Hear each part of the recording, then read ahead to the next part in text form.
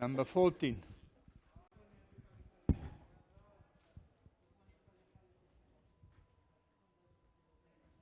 All right, we're getting it, but very lowish. We're getting it, just low.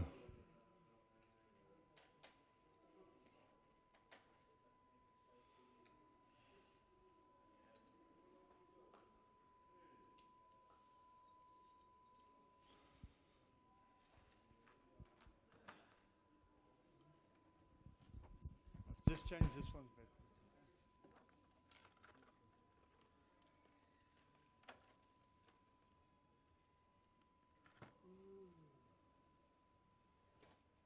This one is done. Oh, Yeah, I've done it.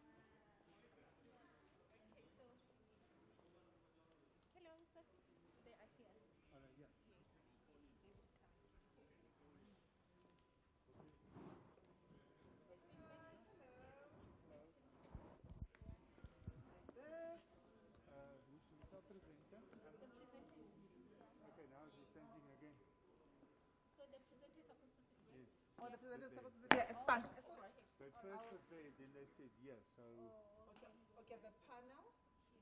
between here and those.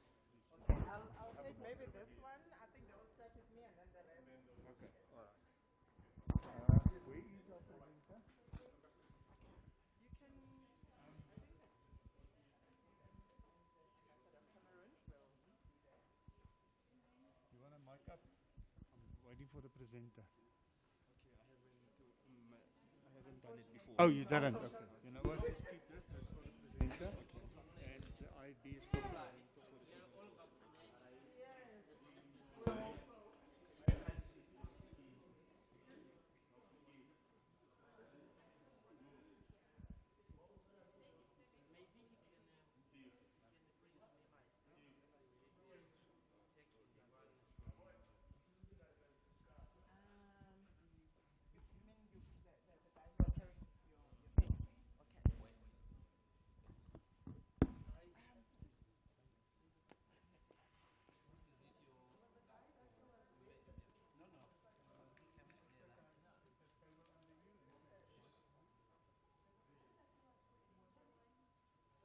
You mean the guy who was carrying your things?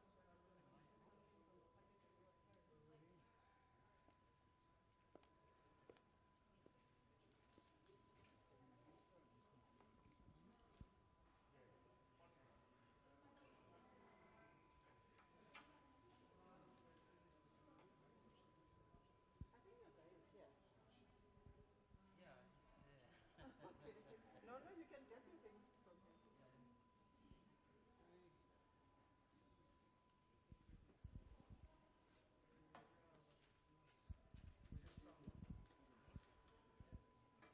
If you can, what is it that you wanted to take up?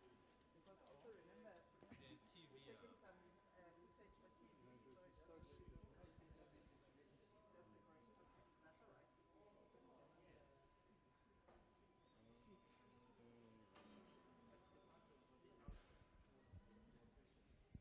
Okay, all right.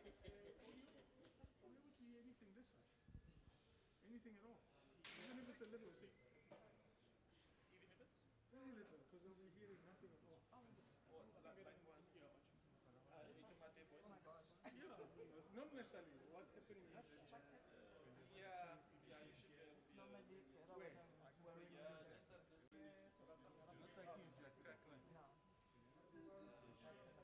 So now we yeah.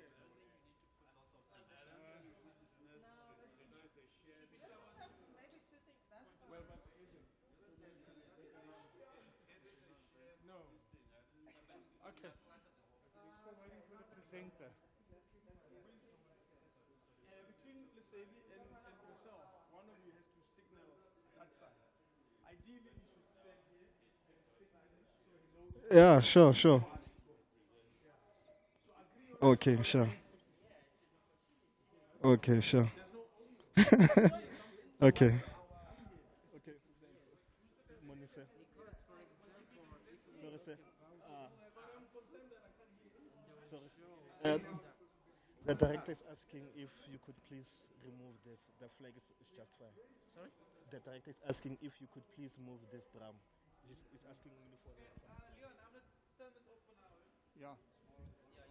Had I known This will be your mic. this is my mind, it's fine. Yeah, yeah. We've tested this. I'm just concerned about audio.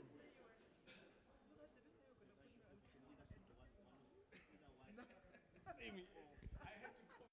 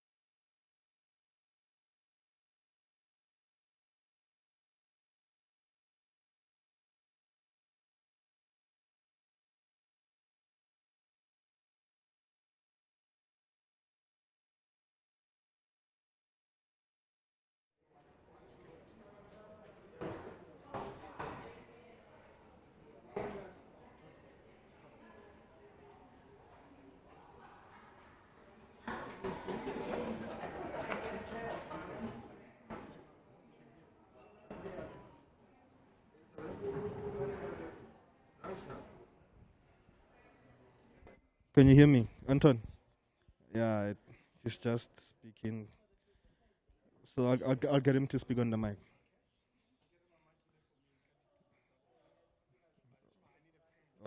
Okay, sure.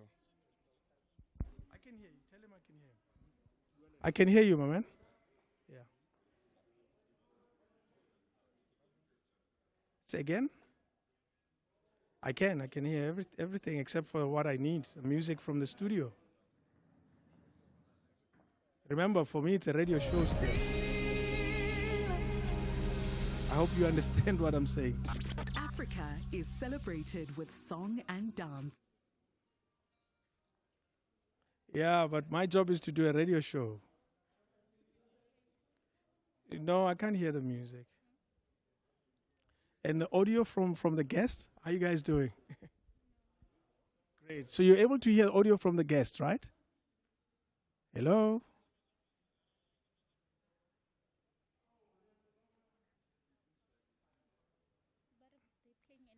Tell him, no. I don't think we're 100% ready. Short song. Yeah. A little bit, it's fine. It's not bad, but it's not what I wish for. But I can live with it. Don't worry.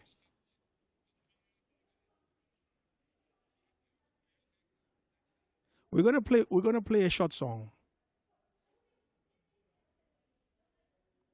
Chap, we're playing a 3-minute song, then we're good to go.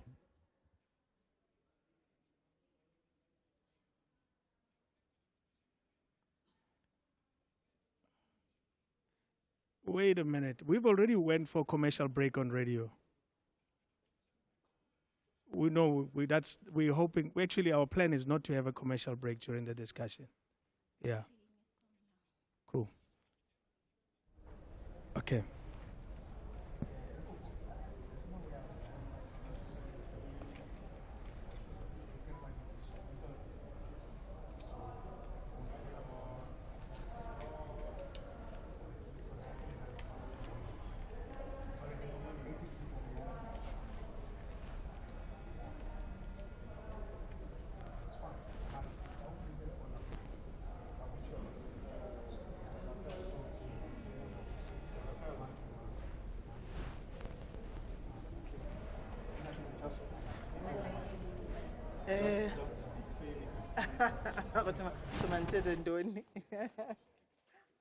Okay. Afternoon, everyone, and welcome. 1 2 1 2. Can you hear him? Speak. 1 2. Hello. Speak. Hello. Okay. Can you hear me? Is someone listening to me? Okay, speak on your Hello. Do you hear me? Okay, it's good. Okay.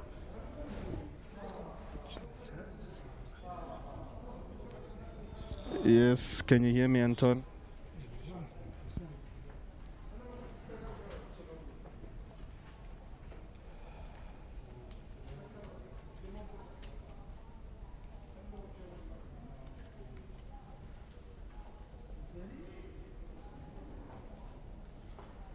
We're going in 1 minute, guys.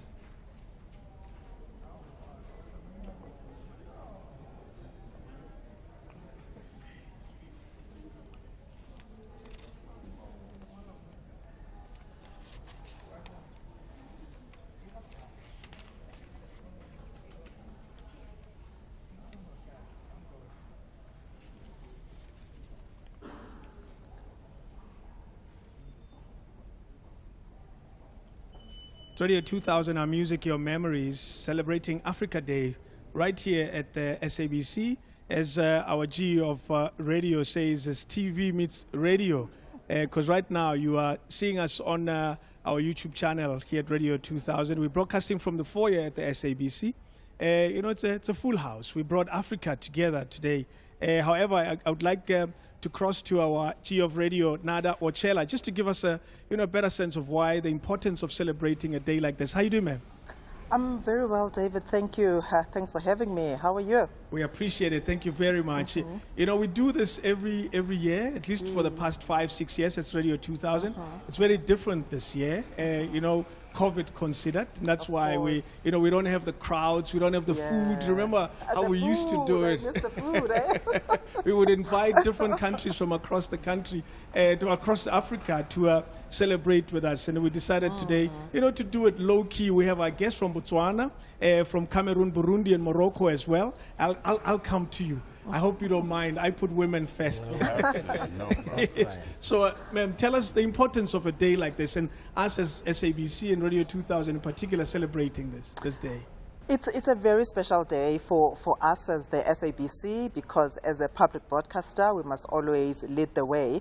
It's really important celebrating Africa Day, and it's not really just about this day. I think it's quite important for Africa to always present a united front. It's important for us to support each other as the different countries of the continent. It's important to build on each other's successes and learn from one another.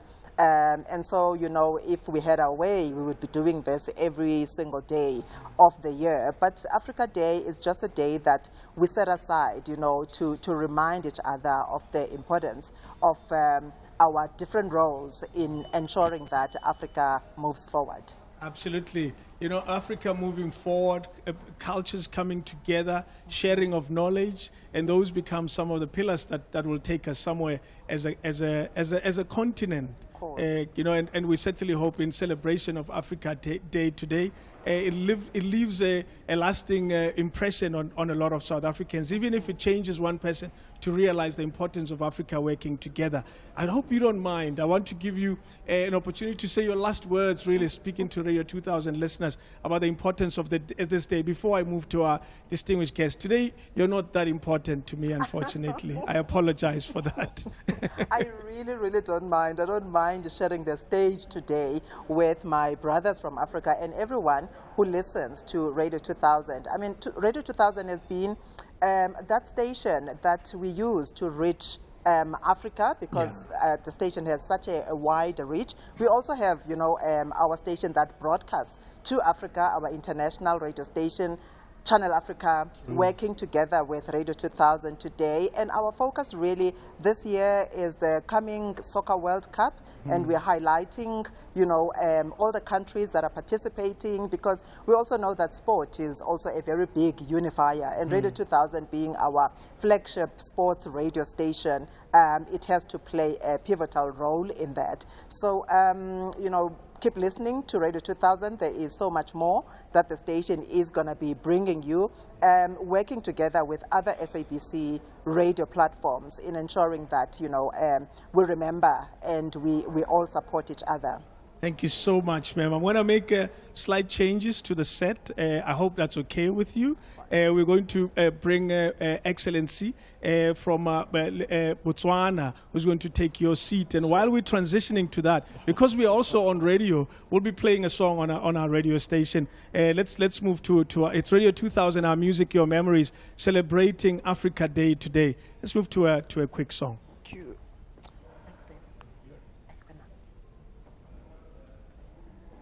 Gents, kill the audio this side.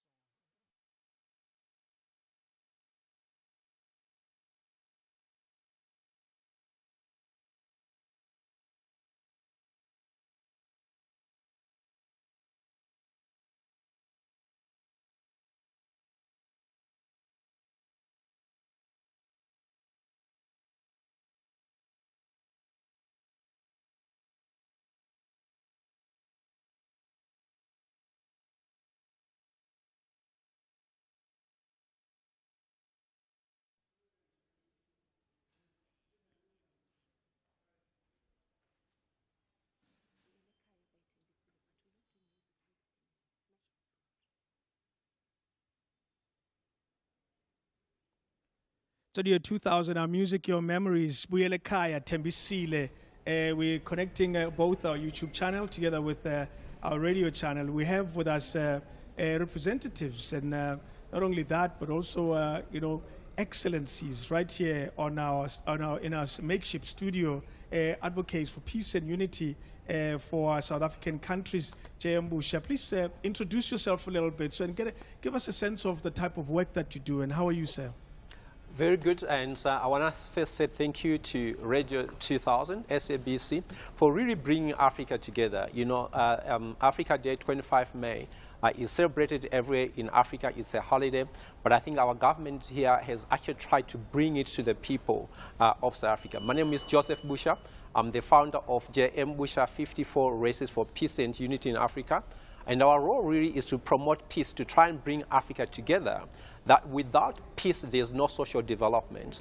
Without peace, there's no economic development. So we need to be able to rally together, like our forefathers, the founding presidents of Africa did, to try and dismantle the yokes of slavery. But what we want to say is a new generation. Let's bring peace so that the future generations can prosper.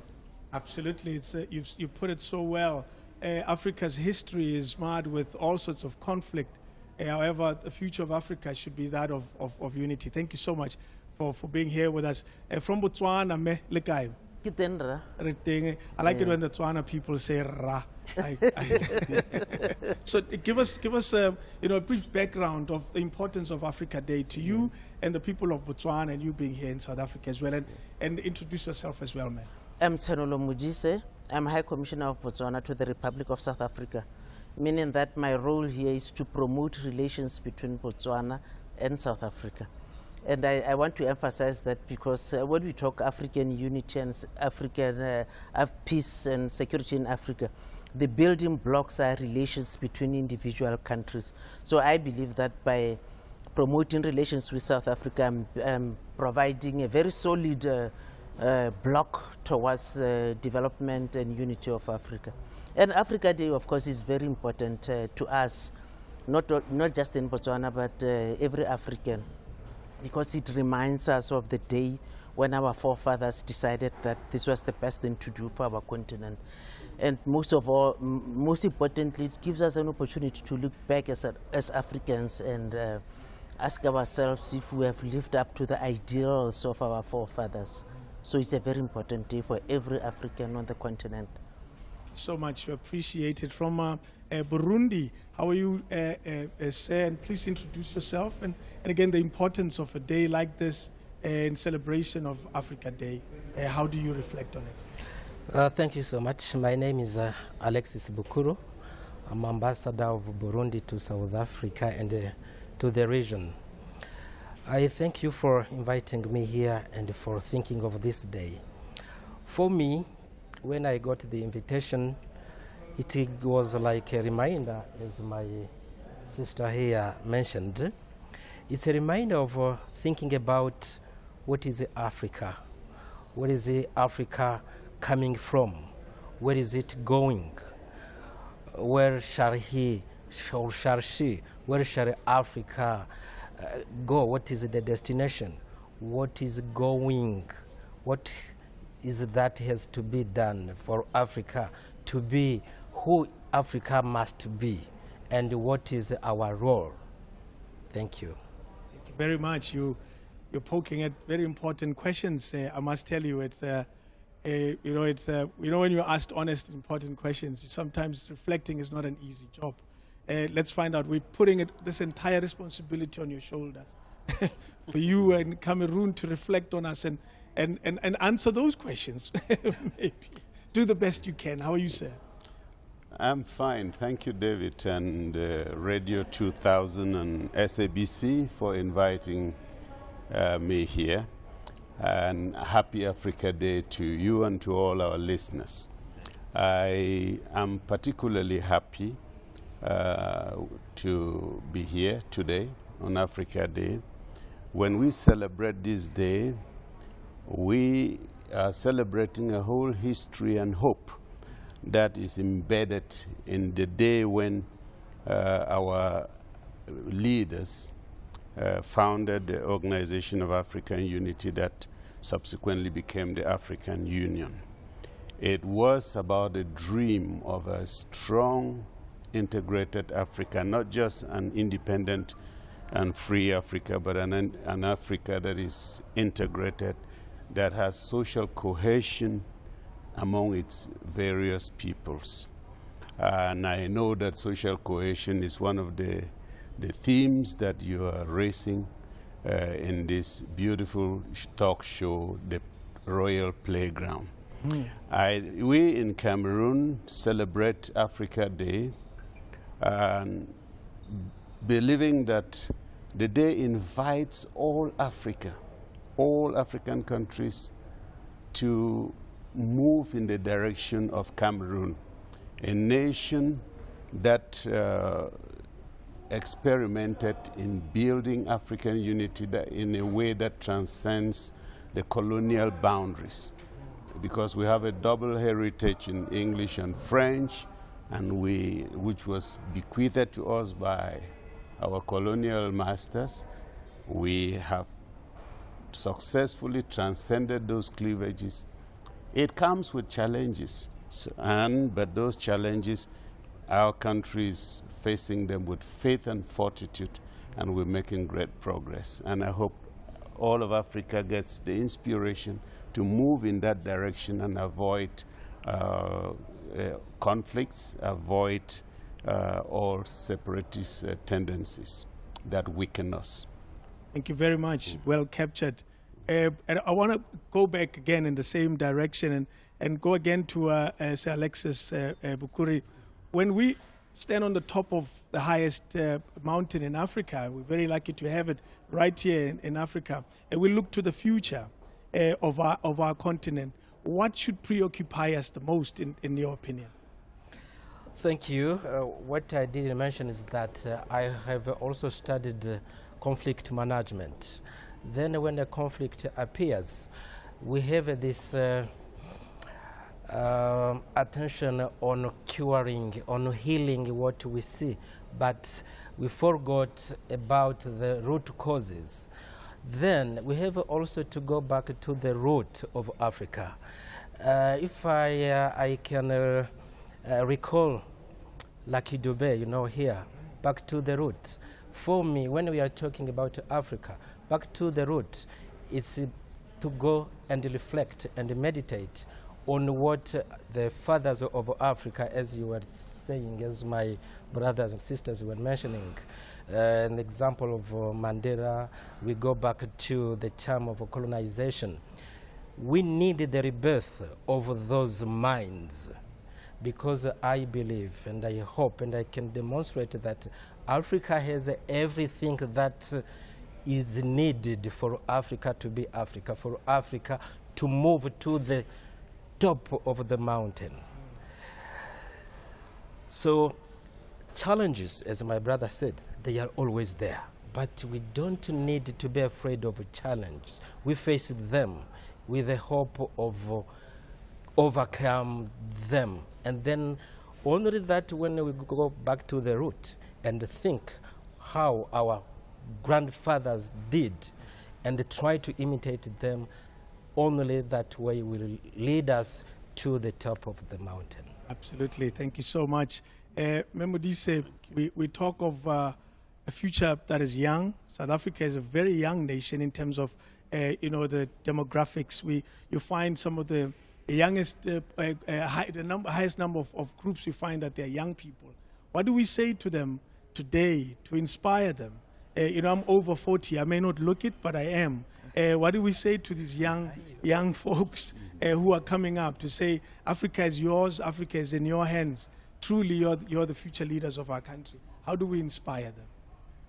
I think there's really a lot that the young people of the youth of Africa should look forward to, and the groundwork has already been done. I don't know of any country in Africa that hasn't put a lot of emphasis on the development of the youth. Even AU programs have really targeted our young people because they are our future.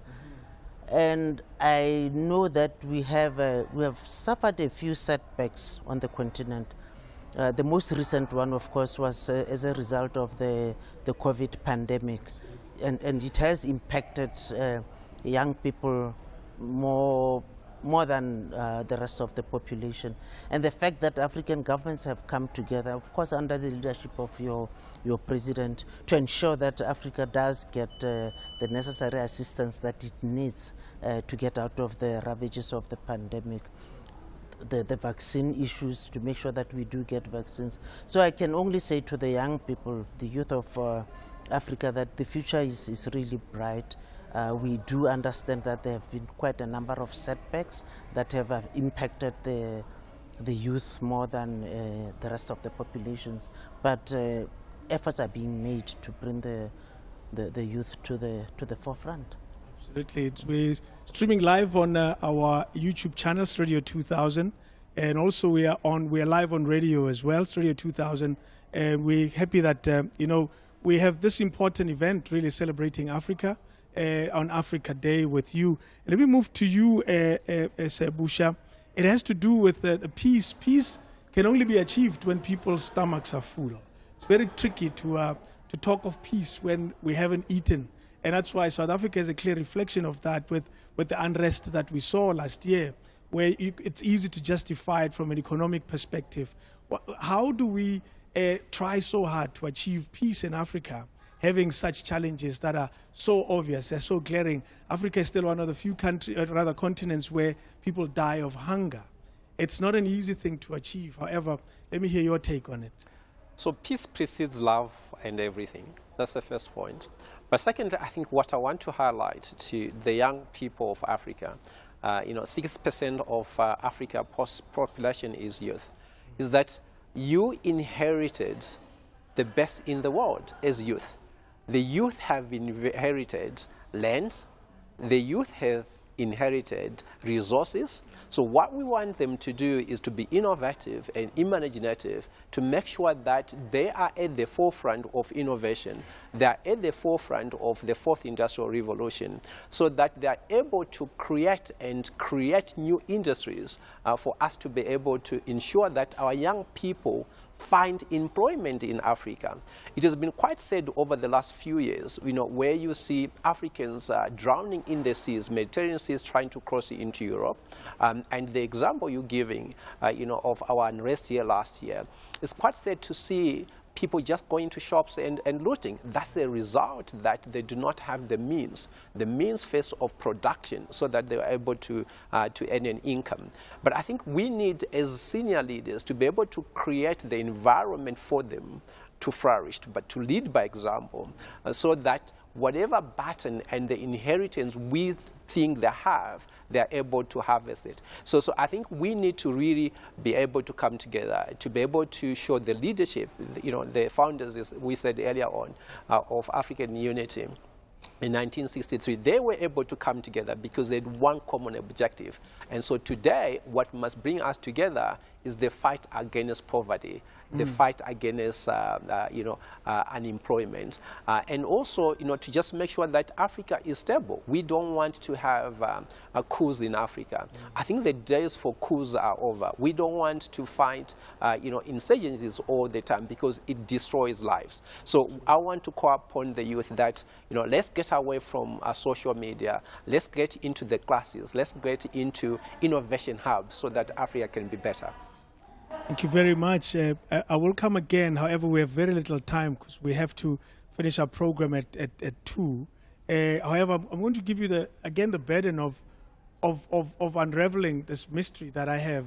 Africa has, over the years, been the breadbasket of the world. Africa has, over the years, been able to feed itself and the rest of the world. We've seen over the past few years where Africa has struggled sometimes to feed itself as well, where Africa first always have to go and knock to the international community for help. How do we overcome that? Probably our mindset first before anything else. Give me your perspective in that regard. Thank you. I think Africa is quite conscious of its problems and the challenges facing it. And a lot is being done to address these challenges. One of the good examples is the high fives of the African Development Bank, the ADB. They have tried to capture what we need to do to come out of this quagmire in their famous high fives. Light up Africa, feed Africa through transformation of our agricultural system, integrate Africa, industrialize Africa, and improve the quality of life for African peoples. So these kind of, the high fives kind of encapsulate what most countries are doing and what is being done at continental level to pull us out of the quagmire in which we find ourselves, out of poverty, and to push us towards progress. I love what my brother said about referencing the young people. They have a big part to play in all of this. They are dynamic, they are innovative, and I think they are the forefront of a lot of what is happening in STEM education. We must infuse hope to our young people, because it is hopelessness that leads them to migrate. It is hopelessness sometimes that even leads to the conflict. But we must ensure that they are hopeful people, because without hope, you can't achieve anything. Thank you very much. We have to go quickly to the news. However, when we come back, I want us to spend some time on a very simple subject of speaking truth to power. Africans from our homes, we struggle to speak to our elders. Even when the elder is wrong, we struggle to tell them that they are wrong. It's an African culture, one that seems to be reflecting itself also in government. We see it so often, and I want us to spend some time grappling with that. I'm basically giving you an assignment. We're crossing to the news for 5 minutes. When we come back, we'll touch on that. Thank you very much. Let's move to the news. SABC News. Independent and impartial. Thank you. The top stories: more than 1 billion rand still unclaimed by former miners, and U.S. authorities investigate Texas primary school shooting. Good afternoon. I'm Evelyn Tongwani. More than 1 billion rand has still not been claimed by former miners from the Compensation Commissioner for Occupational Diseases. Dr. Mpho Rabada of the National Department of Health says the benefits are meant for ex-mine workers in the SADC region. Dr. Rabada, who was speaking at the two-day ex-mine workers summit held in Sun City in the Northwest, says they are working hard to trace the remaining claimants. Rabada says about 1.1 billion rand has already been paid to claimants in the last 5 years. And we're saying we have not arrived. We've not arrived. We unlocked that primarily in the Eastern Cape, and so we're saying now we're in the Northwest to do the same and replicate the model, Free State, Lesotho, Mozambique. So we really are on a drive to ensure that the monies that are due to people are paid. The bail application of murder accused Aldine Wilkinson has been postponed until next week. Wilkinson is accused of murdering his 28-year-old pregnant partner last Sunday in Kimberley in the Northern Cape. Danielle van der Linde was allegedly stabbed twice in front of their 9-year-old son, who is celebrating his birthday on the day. Wilkinson, who appeared in the Kimberley Magistrates Court today, was expected to apply for bail. The case was, however, postponed until May the 31st. NPA Northern Cape spokesperson Mojalefa Senokutsane. So what transpired today was to obtain all bail information prior to the accused being granted the opportunity to apply for bail. We wanted to obtain all the information regarding the accused, and also looking at the seriousness of the charges against the accused. We will be opposing bail in this. In other news, the EFF leader Julius Malema has demanded that staff at the French embassy come out of their Pretoria offices to engage with the party regarding the EFF's assertion about the role of France in Africa. He says the attitude displayed by the embassy shows that they are not willing to refrain from oppressing Africans. The party took its Africa Day commemoration to the French embassy, demanding that it stops with what the EFF calls micromanagement of African affairs. Malema Mahama says he will not read the memorandum intended for France without their ambassador being present. We come here peacefully, and we want the France embassy to act peacefully and not provoke us. So they must come outside and receive the memorandum. Otherwise, we are not going to start. Otherwise, we are not going to live here. And by not living here, they will not live here. In further field, U.S. authorities say investigations are underway to uncover the motive behind yesterday's gun attack at a Texas primary school. At least 19 children and 2 teachers were killed when an 18-year-old gunman opened fire at the Robb Elementary School in the city of Uvalde before he was killed by law enforcement officials. U.S. President Joe Biden. These kinds of mass shootings rarely happen anywhere else in the world. Why? Why are we willing to live with this carnage? Why do we keep letting this happen?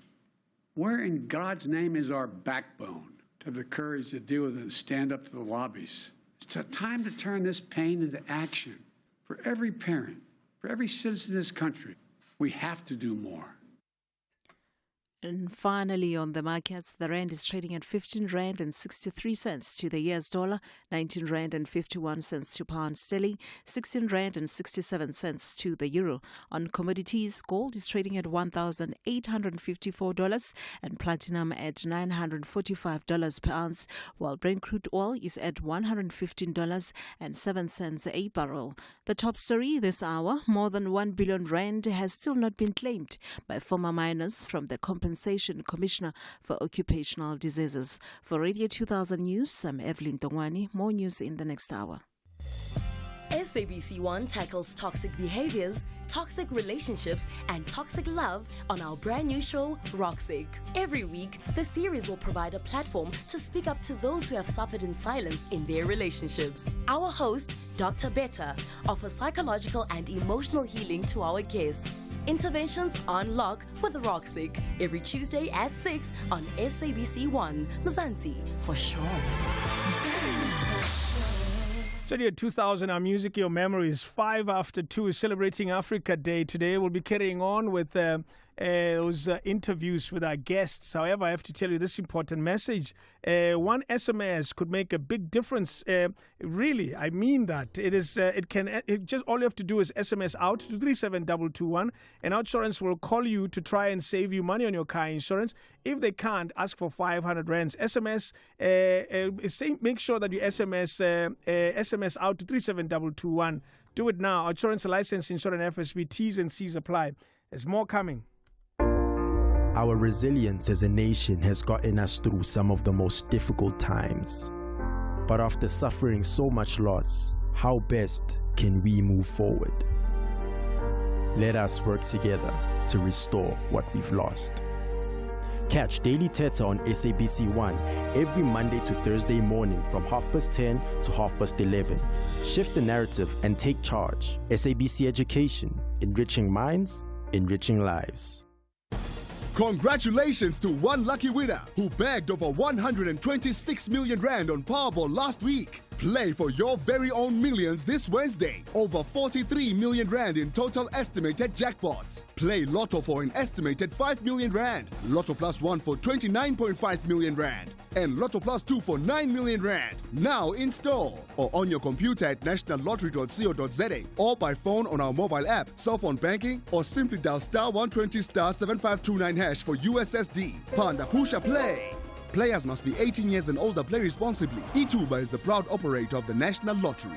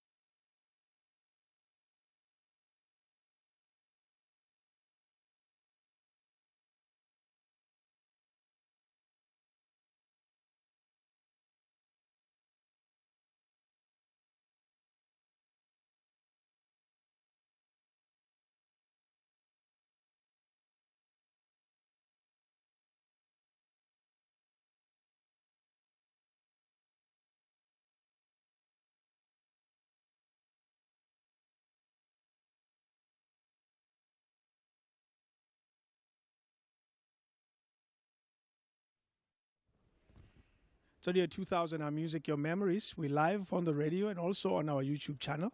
So make sure that you check us out on Radio 2000's YouTube channel.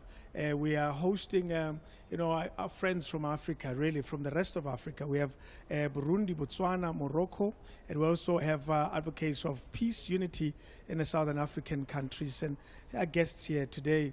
When we disconnected a little bit to go to our news break, I put a burden on your shoulders, and one that's important, speaking truth to power. Membudisa, I want to start with you. You seem more ready for it, I must admit. So speaking truth to power seems to be a challenge that we have in our families. We struggle when Abuti Aira Poso. We just look at him and say, hopefully he'll be okay. We don't tell him when he's wrong. And we seem to do that, a similar thing to our leaders in power. Tell us, how do we overcome this cultural challenge, yet an important one, because Banalo Huirad would say wrong. And what do we say to them? How do we overcome this? It's quite a difficult one. But maybe one can start off by indicating that total culture is not static. The fact that we have adopted certain aspects of Western culture in the main and infuse them into our culture means that we can adopt even that aspect of speaking truth to power, as you say. Culturally, you rightly say, we don't address Baholu directly. Sometimes we are not even supposed to even look them in the eyes when we talk. But I think that is something that we really have to work on as Africans, because speaking the truth to elderly people doesn't necessarily translate into being rude. It's how you do it, when do you do it. And I suppose that applies to anybody, even to one's contemporaries. It's important to be polite, to choose the right moment to express views. So I don't believe that it's something that we should really hold on to and say, it's African culture, you can't speak truth to power, you can't speak truth to even your parents. I think what we have to instill in ourselves and in young people is just to be able to communicate in a polite manner at the right time, at the right place. It's, I guess that's the challenge that young people tend to have. They have that energy and vigor, and they feel the louder they are, the more you're likely to hear them. What do you say to how do we approach this African problem of ours? I do agree to the Commissioner, but I think there are different ways of approaching it. So the first thing is obviously the timing of it, the place of it, but also how you say it. I believe that in African culture, there has been ways of being able to communicate to power. In Zimbabwe, we call it sawira. So you've got a family friend. When you disagree with your seniors or elders, you go through some medium, some form of medium, not direct, to say, I've got this challenge, if it is a big challenge, and that person will be able to communicate and bring you together with the power. But I think, if we say, we don't believe we can do it this way, there's another way of doing it, I'm hoping that we'll be able to speak truth to power. But when you speak truth, there's only one truth. Is the truth. There's nothing else. So we all should be able to take the truth, because I believe, like I always say, there's one God, one truth.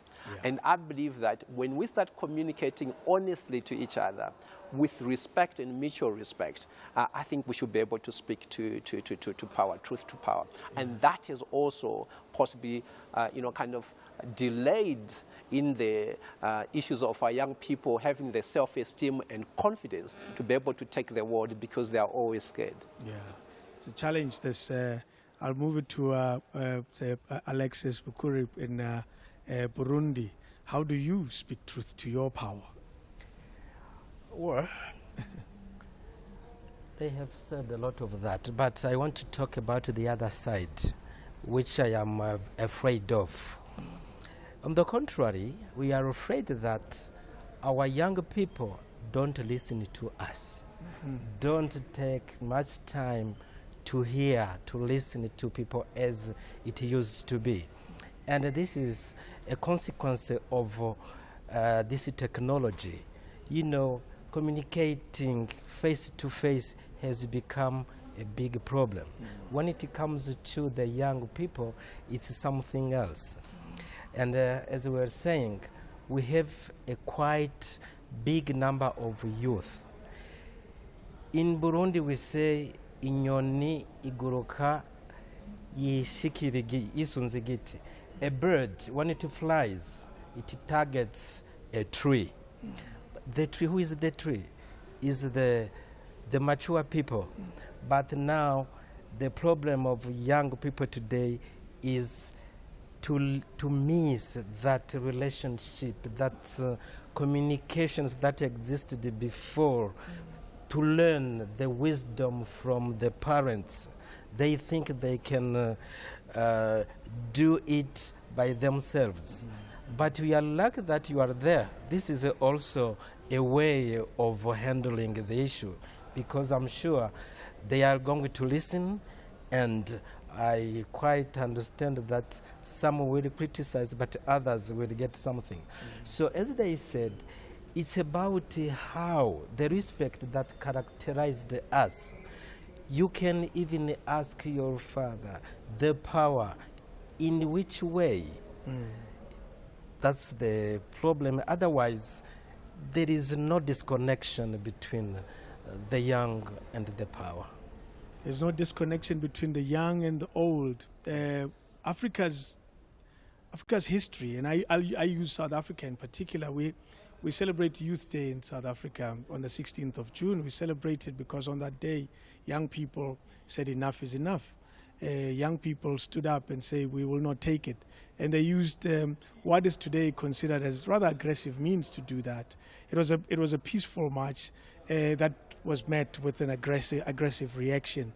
Maybe the how is there, however, sometimes it gets interpreted as incorrect. And I'd like to move to you, sir, and say, same question, speaking truth to power, but from the perspective that is changed. He said, let's look at it from an adult looking at a young person saying, but you're not talking to me correctly.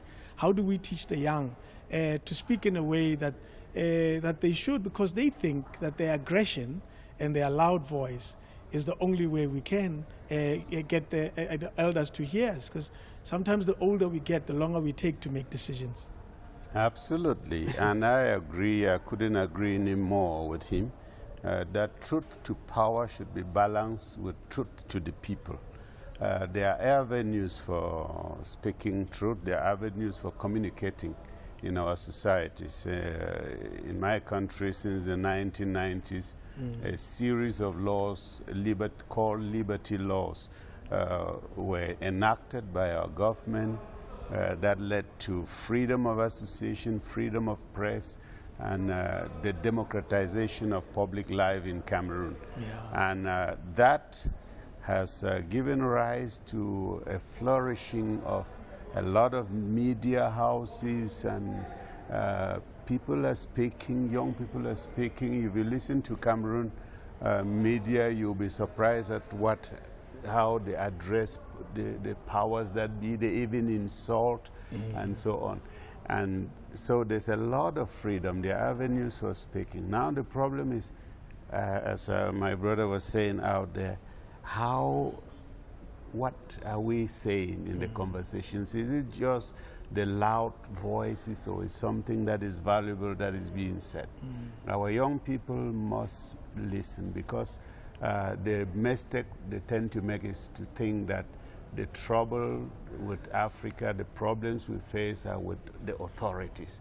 They are not necessarily with the authorities. They are with the people. Our way, our cosmology, our world outlook, and some of the things we do that we need to bring change in our communities. That's it. It's not always with the power, this problem. Thank you very much for that. We're going to conclude, and however, you know, the length of your answer is entirely up to you, because I want you, while we have this platform, to sell your countries. You know, because we have a huge South African audience that's listening now. That is not always, they don't think of visiting the rest of Africa as a first thought, you know. And as you can imagine, South Africa is such a big country that they still want to go to Mpumalanga. And so I want us to take advantage of this moment. I've fortunately been to Botswana.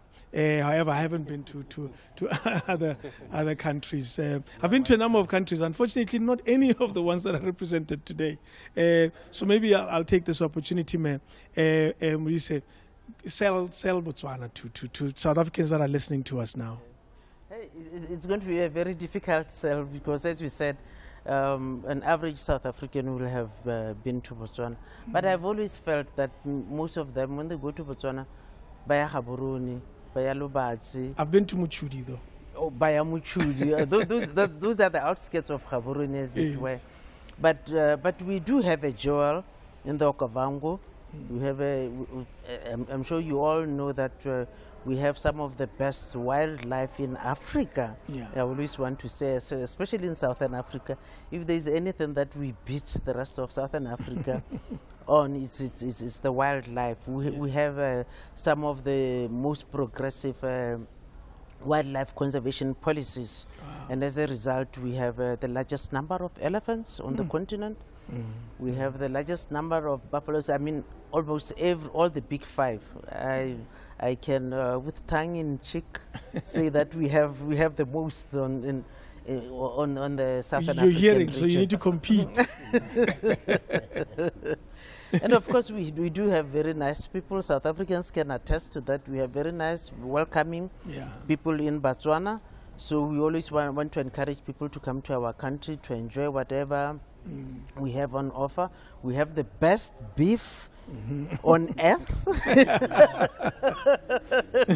So I always want to invite South Africans to go across the border and go and taste our beef. We have some of the best beef. Wow. Yes. There you go. If you ever want to have the best beef in Africa, go to Botswana. I might as well go to Zimbabwe. Tell us about let's take this opportunity for a second. So Zimbabwe was the breadbasket of Africa, purely because of food production and so on. But some of the civilizations within Great Zimbabwe, the Monmotapa Kingdom, that came into Limpopo and Venda. Certainly, I think that's in a test of the artistry and technology and engineering of our forefathers. Now it's called Zimbabwe Ruins. We also have one of the wonders, Victoria Falls, which we share with Zambia, although obviously it's more attractive from the Zimbabwean side. We do share ourselves Mozambique and I think it's either Botswana in South Africa, the Trans Frontier Park, where we share the animals and so on. So Zimbabwe certainly has got quite a lot. In the Eastern Highlands, you've got fantastic views, where people can enjoy also wind power. I think we should be able to do that. So there's Matopos, there's Victoria Falls, there's then the Great Zimbabwe. Wow. Never been. Well, hopefully one day soon. Let's move to Burundi. Here's your moment in the sun. Thank you. The most delicious coffee is in Burundi. There you go. Worldwide. This you can even Google. It's not, it sells itself. So if you want to taste, come to Burundi.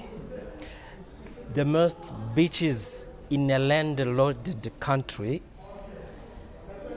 You understand what I mean? We have beaches in a land which is landlocked. I'm hoping you'll explain it. But because we have the Lake Tanganyika, the biggest in the world. I mean, the second after the Baikal Lake.